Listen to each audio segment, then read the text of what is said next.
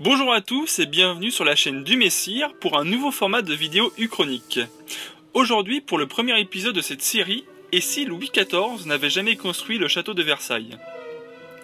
Je pense que vous savez d'ores et déjà ce qu'est le château de Versailles, qui est situé en Île-de-France à quelques minutes de Paris. Le nouveau roi Louis XIV hérita de ce petit château construit par son père et décida d'installer sa cour à Versailles en agrandissant et transformant le château pendant plus de 50 ans, qui deviendra le plus grand et le plus beau château jamais construit en Europe que nous connaissons tous à l'heure actuelle. Maintenant, imaginons l'hypothèse que le roi Louis XIV n'eut jamais à construire le château de Versailles et décida de rester à Paris. Imaginons tout d'abord que le petit pavillon de chasse de son père ne vit jamais le jour, emporté par une violente tempête, et le roi Louis XIII n'eut guère envie de rebâtir un pavillon dans ces terres boueuses et marécageuses qu'était le domaine de Versailles au XVIIe siècle. Avant de partir pour Versailles, le roi Louis XIV vivait la plupart de son temps au palais du Louvre à Paris.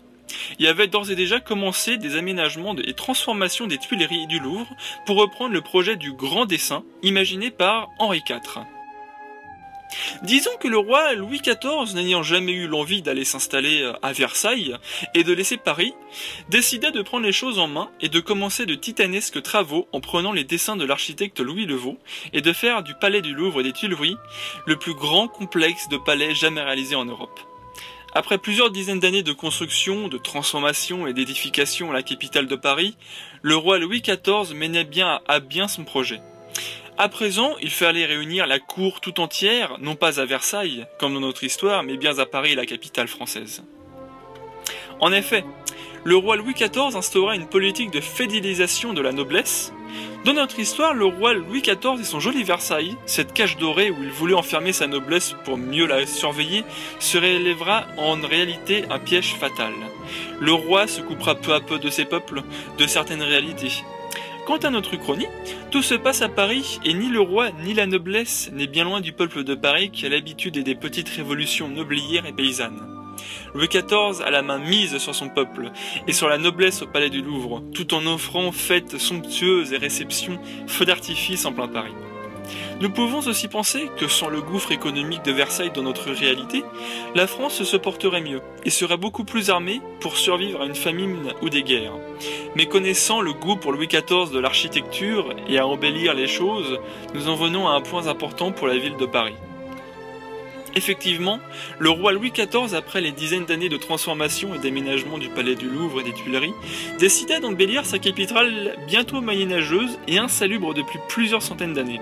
Nous pouvons donc imaginer sans aucun problème qu'à la fin de sa vie, le roi devint une sorte de baron haussmann du XVIIe siècle qui rasa presque tout l'ancien Paris pour une modernisation d'ensemble de la capitale française.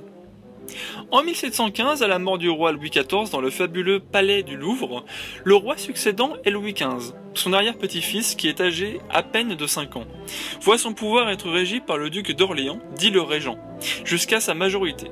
Jusqu'en 1723, le duc d'Orléans régna plein pouvoir sur le royaume, en laissant quelque peu les travaux d'embellissement de Paris et le luxueux palais du Louvre. Il se contenta juste des châteaux de province comme celui de Chantilly avec sa petite cour itinérante. Puis vint le règne de Louis XV. Il se passionna, tout comme son arrière-grand-père, d'architecture et continua les travaux d'embellissement et d'édification de la capitale, devenant son digne successeur.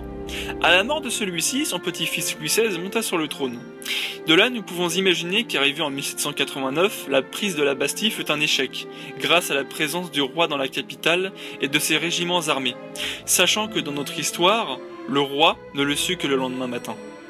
Le roi Louis XVI, déjà dans notre réalité, était en phase de créer une monarchie à l'anglaise, c'est-à-dire une monarchie constitutionnelle, mais avec le débâcle de la cour de Versailles et la non-réalité du monde dans lequel ils vivaient tous.